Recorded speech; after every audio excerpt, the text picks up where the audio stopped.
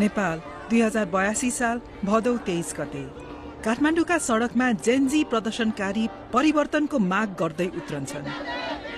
तर तिनीमाथि अश्रु ग्यास र गोली प्रहार गरिन्छ।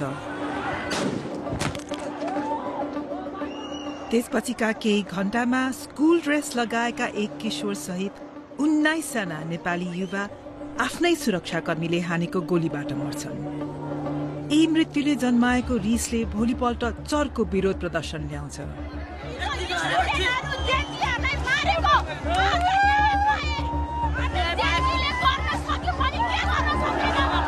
यसपटकको रिस नियन्त्रण गर्नै नसकिने बन्छ।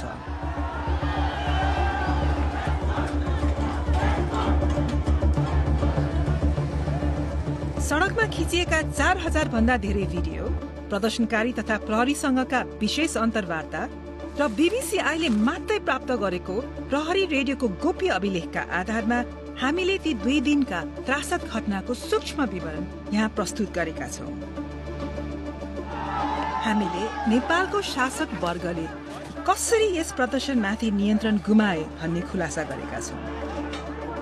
गोली हान्ने आदेश कसले दिएको थियो र परिवर्तनका लागि व्याकुल युवा पुस्तालाई नेपालका प्रहरी, सेना र राजनीतिक कर्मीहरूले कसरी निराश बनाएका थिए भन्ने सोधेका छौं।